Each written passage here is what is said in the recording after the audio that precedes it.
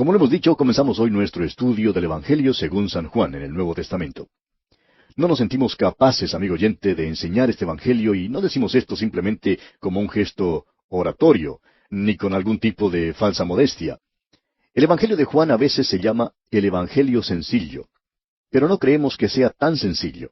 Es verdad que la sencillez del lenguaje que se usa aquí ha sido la razón para que muchos designen el relato de Juan como el Evangelio sencillo, pues es un hecho que hay muchas palabras monosílabas y bisílabas en este Evangelio. Si usted abre su Biblia en cualquier parte del Evangelio de Juan, notará que la mayoría de las palabras tienen simplemente una sola sílaba. En realidad, es raro encontrar una que tenga 3 o 4 sílabas, y es por esto que muchos dicen, bueno, mire, esto es muy sencillo, no me costará trabajo alguno comprenderlo. Permítanos decirle, amigo oyente, que una de las frases más sencillas que se encuentran en el Evangelio según San Juan aparece en el capítulo 14, versículo 20, donde leemos, «Y vosotros en mí, y yo en vosotros». No sé si usted se ha fijado que casi todas estas palabras son palabras de una sola sílaba, particularmente en el idioma original. Algunas palabras tienen solo 2 letras, solamente 2 palabras tienen 3 sílabas, vosotros. Creemos que cualquier niño de 6 años podría decirle el significado de cualquiera de estas palabras. Pero al juntar estas palabras, amigo oyente, leemos, y vosotros en mí, y yo en vosotros. Y al filósofo o al teólogo más sagaz, nunca le será posible sondear las profundidades del significado de esta frase. Eso es lo que queremos decir, amigo oyente, que estamos llegando al Evangelio más profundo de todos. Creemos que es el más difícil para entender. Claro que podemos comprender su significado superficial, porque sabemos el sentido de las palabras, pero eso no quiere decir que lo comprendamos a cabalidad. No, de ninguna manera. Tenemos aquí un evangelio para el cual necesitamos en verdad del Señor Jesucristo para que Él sea nuestro Maestro. Antes de entrar en el texto mismo, hay algunas cosas que creemos debemos estudiar a manera de introducción. Creemos que esto servirá para prepararnos para nuestro estudio de este evangelio. Veamos primeramente algo sobre su autor. Juan, el apóstol, fue el escritor. Era hijo de Zebedeo y de Salomé, y hermano de Santiago. Usted puede referirse a las siguientes citas bíblicas, Marcos 1, 19 y 20, también Mateo 20, 20, y también aquí en el Evangelio según San Juan, capítulo 21, versículos 20 al 24. La Escuela de Teología de Tübingen, Alemania, ha dudado seriamente la paternidad literaria de Juan el Apóstol, y con ella también lo han hecho muchos teólogos liberales que no creen en la inspiración de la Biblia.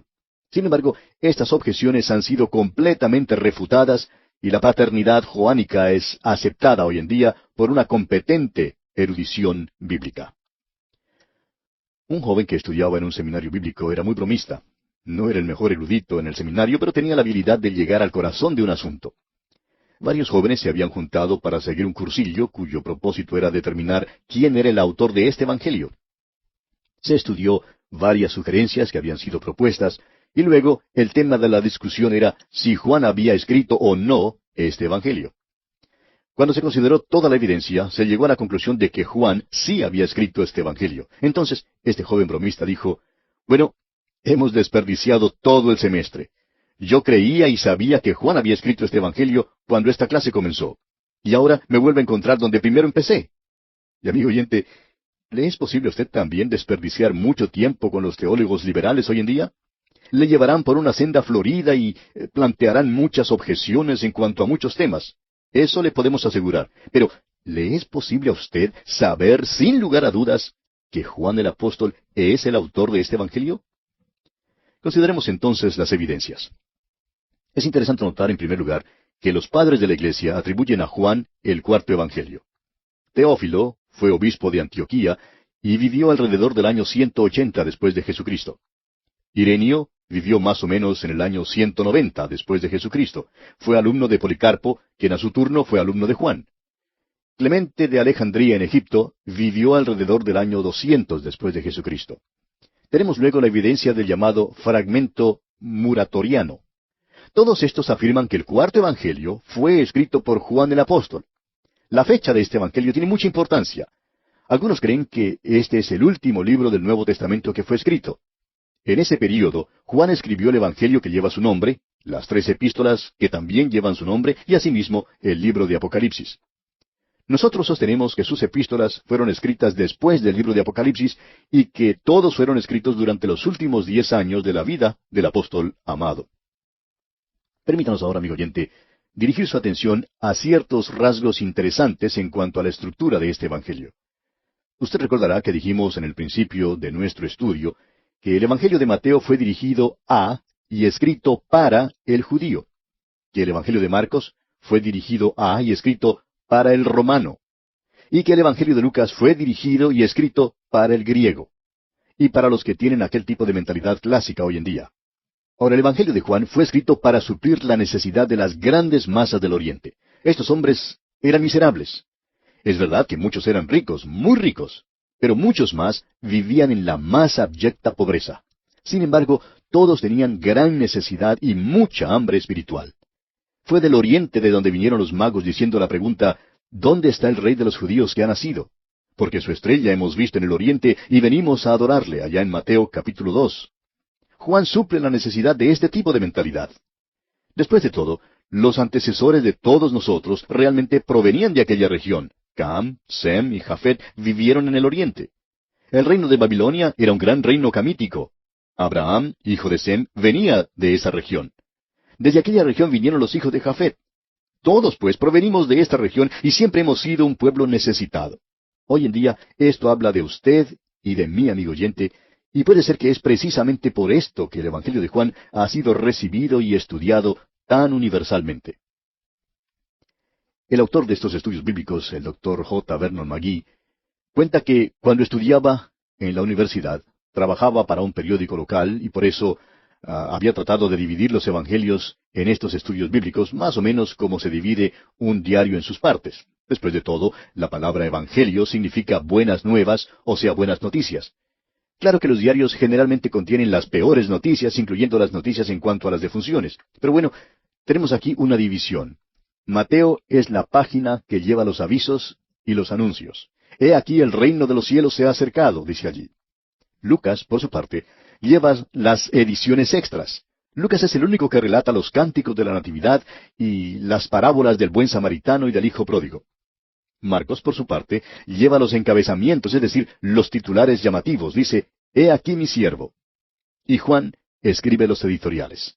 Ha escrito en cuanto al pan de vida, el agua de vida, la vid verdadera y la vida cristiana. Ahora, los tres primeros evangelios se llaman los evangelios sinópticos porque los tres son escritos desde el mismo punto de vista y de un modo similar. Pero el cuarto evangelio es diferente. En primer lugar, Mateo y Marcos presentan con énfasis especial los milagros de Jesús y Lucas da atención a las parábolas. En cambio, Juan no hace ninguna de las dos cosas. En segundo lugar, los milagros de Jesús en el Evangelio según San Juan son dados como señales y fueron elegidos con muchísima discriminación para interpretar ciertas grandes verdades. Por ejemplo, Jesús, mediante un milagro, alimenta a 5,000 y pronuncia entonces su discurso sobre el pan de vida. Hay 11 señales con sus aplicaciones específicas en el Evangelio según San Juan. Ahora, en tercer lugar, no hay parábolas en el cuarto Evangelio. Algunas versiones han usado la palabra parábola en el capítulo 10, versículo 6, pero no es la palabra griega parabole, que se usa comúnmente en Lucas, sino paroimia. La versión Reina Valera la traduce correctamente con la palabra alegoría.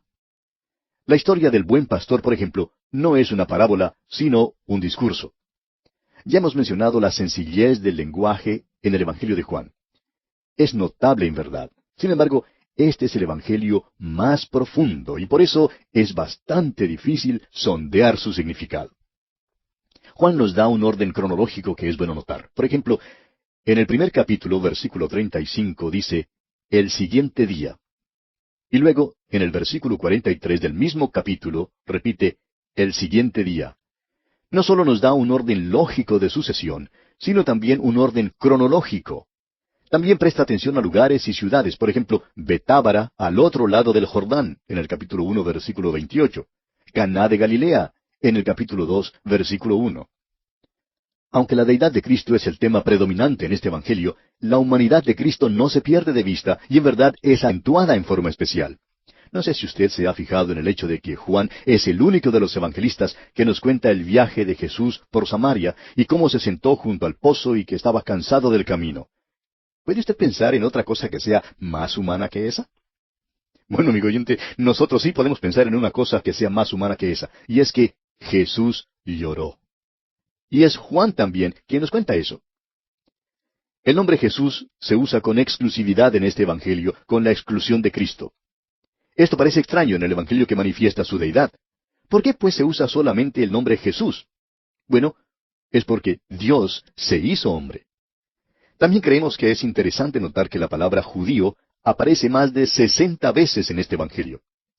Durante toda la vida de la Iglesia se ha rendido mucho culto al cuarto Evangelio. Algunos lo han llamado el corazón de Cristo, otros el Evangelio espiritual, y en Europa lo llaman el seno de Cristo. Orígenes, uno de los padres de la Iglesia, dijo, el Evangelio de Juan es la consumación de los Evangelios, así como los Evangelios a su vez son la consumación de las Escrituras. Jerónimo dijo, Juan sobresale en las profundidades de los misterios divinos. Culross lo expresó así. Creo que las escrituras de Juan han sido enjugadas por más lágrimas de penitentes y que han ganado más corazones para el Redentor que todas las demás juntas. El doctor A. T. Pierson escribió, toca el mismo corazón de Cristo. Si Mateo corresponde a la corte de Israel, Marcos a la corte de los sacerdotes y Lucas a la corte de los gentiles, Juan nos guía más allá del velo, al lugar santísimo. El doctor A. Hayes ha dicho, al leerlo, recibimos la seguridad de que aquí por fin tenemos una descripción digna y adecuada de la vida de Jesús entre los hombres. Como ya lo dijimos, la deidad de Jesús es el tema que predomina en este Evangelio. El carácter mesiánico de Cristo es un tema que también tiene prioridad. Esto se declara sucintamente en el capítulo 20 de este Evangelio, versículos 30 y 31, y creemos que debe ser considerado con la misma clave de este Evangelio. Dice allí en Juan 20, 30 y 31, hizo además Jesús muchas otras señales en presencia de sus discípulos, las cuales no están escritas en este libro. Pero éstas se han escrito para que creáis que Jesús es el Cristo, el Hijo de Dios, y para que creyendo tengáis vida en su nombre. Hay un movimiento poderoso que es expresado en el capítulo 16, versículo 28. Dice allí, salí del Padre, y he venido al mundo. Otra vez dejo el mundo, y voy al Padre. Dios se hizo hombre. Esta es la declaración simple de la verdad sublime. Estas cosas son todas relatadas con un fin específico, para engendrar fe en el corazón del hombre. La palabra cree, por ejemplo, se usa más de 100 veces en este Evangelio de Juan. Pero en contraste, aparece menos de 40 veces en los Evangelios sinópticos. La palabra fe no aparece aquí en Juan, pero se halla en los otros Evangelios. La expresión vida eterna aparece 35 veces, pero solamente 12 veces en los Evangelios sinópticos. De modo que lo que tenemos aquí, amigo oyente, en este Evangelio es el verbo activo cree, el que se usa generalmente con cree en o cree a. Es un acto de la voluntad y no un consentimiento estático. No significa solo el hacer una señal afirmativa o aceptar solamente con el intelecto las verdades del Evangelio. Significa que cuando usted, amigo oyente, escucha las verdades del Evangelio, se da cuenta de que Jesús murió por sus pecados conforme a las Escrituras, y eso significa que usted confía personalmente en Él como su Salvador personal, el que murió para pagar la pena de sus pecados. Es muy importante que veamos esto. Veamos, pues, en los pocos momentos que nos restan, el bosquejo que seguiremos en nuestro estudio de este Evangelio. Hemos dividido este Evangelio de una manera que creemos es muy sencilla. El prólogo lo encontramos en el capítulo 1, en los versículos 1 al 18. Los versículos 19 al 51 del mismo capítulo 1 nos presentan la introducción. El testimonio de obras y palabras lo encontramos en los capítulos 2 al 12. El testimonio de Jesús a sus testigos lo tenemos en los capítulos 13 al 17. Tenemos luego el discurso del aposento alto. Y el testimonio de Jesús al mundo entero lo encontramos en los capítulos 18 al 20. El capítulo 21 nos presenta el epílogo que nos habla del Cristo glorificado. Y estamos pues listos para comenzar nuestro estudio del prólogo. Y amigo oyente, esta es sin duda alguna una de las secciones más profundas de las Escrituras que jamás encontremos. Y no creemos que ninguno de nosotros podrá entenderla cabal o aún adecuadamente. Solo podremos pararnos al borde de estas grandes verdades. Dirigiremos nuestra atención a las cosas que caracterizan a este Evangelio y que contribuyen a un mejor entendimiento de su contenido. El capítulo 1 de Juan lo hemos dividido, como ya dijimos, en dos secciones. Primero, el prólogo a este Evangelio que se encuentra contenido en los versículos 1 al 18. Y en segundo lugar, la introducción al Evangelio de Juan que se encuentra contenida en los versículos 19 al 51 del capítulo 1. Ahora, el tema central del capítulo 1 es el logos, o sea, el verbo o la palabra,